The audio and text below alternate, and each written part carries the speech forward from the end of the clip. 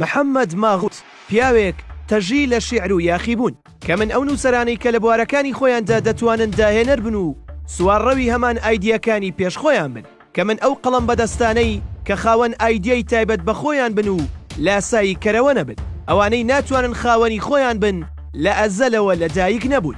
محەممەد ماغوت نووسەر و ئەدیبێکی خاوەن ڕێباز و ئایدیای تایبەت کە دەستی دەکرد بە نووسین زۆر ورد ئاگاداری دۆخی کۆمەلگاکەی بوو. نووسین خەمی ئەو نەبوو بەڵکو خەمی ئەو خەڵک و کۆمەلگا بوو بۆیە کە دەهاتە سەر ژیانی هەژاران قەڵەمەکەی دادەنا و دەیوت هەموو فەلسەفە و مەعریفەی دنیا بۆ فەقیر کولێرەیەکی گەرم ناهێنێ. ئەم دێڕەی ماغوت بۆ ئەوە بوو کە لە یەک کاتدا دوو ئامانج بپێکێ.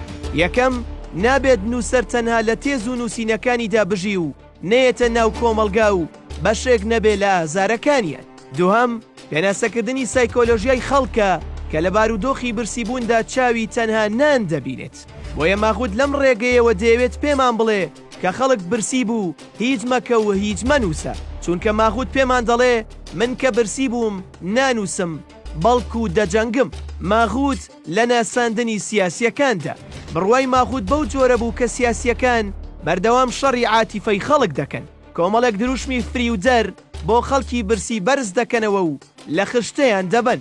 ئەو کاتە بە دروشمەنەتەوە یەکانەوە خۆیان هەڵدەواسن و دەیانەوێت پێمان بڵێن ئێمە نەبین نیشتیمان لە ناو دەچێت. ماغوت لێرەدا دێڕێکی شۆک ئامێز دەدات بە گوێی خەڵک و سیاسیەکاندا تا چیتر لەو یاریە بەردەوام نەبن و دەڵێت نیشتیمان جووتێک قۆنەرە ناهێنێت کە من تێیدا پێپەتی یاخود پێخاوز بم. محەممەد ماغوت گاڵتە بە قسەی ئەوان دەکات کە باسی سەروەری یاسا دەکەن لە وڵات جاو دەڵێت سەروەری یاسا لە وڵاتی شەرقی وەک ئەوە وایە بڵێیت کاوێژی وشتر وزەی کارەبای لێ بەرهەم دەهێنرێت. ماغوت ڕەخنە لەوانە دەگرێت کە دەڵێن شاعیر دەبێت ناسک بێت و ئاگاداری وشەکانی بێت و توند نەبن بەرامبەر بەنەیار. بۆیە لێرەوە دەڵێت تەنانەت تف و بەڵغەم کەرەستەی شیعرن بەڵام دەبێت بزانی چۆن دەیان کەیت و لە کێشیان دەکەیت. لەسەر ئەم هەموو چەپڵەبازی لە وڵاتی شەرقی هەیە بۆ سیاسیەکان ماغوت گاڵتە بە پندێک دەکات و دواتر بە چەپڵە لێدان شەرمەزاریان دەکات و دەڵێن چەپڵە بە دەستێک لێ نادرێت بە جەهەندەم هێشتا تێر نەبوون لە چەپڵە لێدان. ماغوت ڕوو دەکاتە سیاسیەکان و ڕەخنەی ئەوەیان ئاڕاستە دەکات کە تەنها لەو کاتەدا خەڵکیان لەبیرە کە نیشتیمان دەکەوێتە بەرهێرش ئەویش نەک لەبەر خەڵک بەڵکو لەبەرەوەی خۆیان ئامادەی قوربانی نین. بۆیە ڕاشکاوانە دەڵێت کاتێک وڵات لی دەقەومێت هەژارەکان بانگ دەکەن بۆ ئەوەی شەڕیان بۆ بکەن کاتێکیش جەنگ کۆتایی هات دەوڵەمەندەکان بانگ دەکەن بۆ ئەوەی بەیەکەوە دەستکەوتەکان لە ناو خۆیاندا دابەش بکەن. ماغوت ڕوو دەکاتە نیشتیمان و دەڵێت بڕیار وابوو نیشتیمان پێداویستیەکانم بۆ دابین بکات نەک کەرەستە و هۆکارەکانی مردن. بۆیە سیاسیەکان درۆیەکیان داهێنا بە ناوی نیشتیمان پەروەری بۆ ئەوەی لە پێناویدا بمرین. هەرچی پێوەستە بەو دێڕەی ماغوت کە دواتر دەبێتە یەکێک لە ناونیشانی کتێبەکانی بەناوی من خیانەت لە نیشتیمانەکەم دەکەم. ماغوت لەم دانراوەیدا دەیەوێت ئەومان پێ بڵێت تۆ لە چاوی ئەوانەی وەک تۆ بیر ناکەنەوە خائینی بۆیە تۆ دەبێت ئەو خیانەتە بکەیت و بە تەنها ڕێگە بگریت و نەکەویتە ناو فێڵی ئەوانەوە. هەر لێرەوەیە کە دەڵێت من بە تەنها دەستم پێکرد بە تەنهاش کۆتایی پێدەهێنم.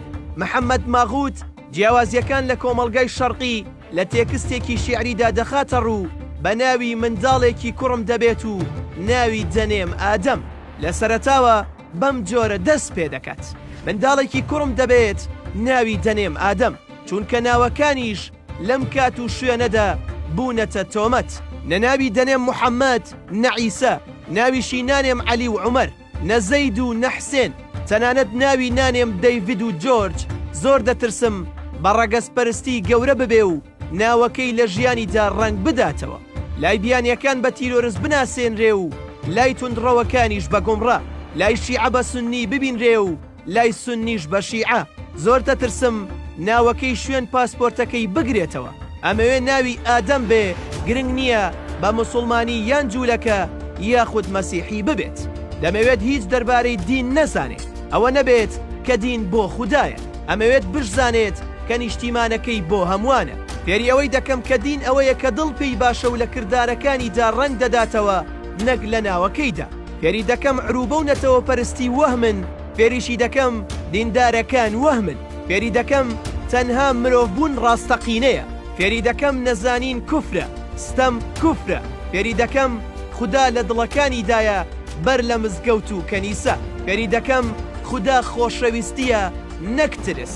هەموو ئەم شتانەی فێر دەکەم کە ئێمە فێر نەکراوین. پێشی دەڵێم کە دەستم کرد بە قسەکانم وتم منداڵێکی کوڕم دەبێت چونکە کچان لێرە هێشتا زیندە بە چاڵ دەکرێت.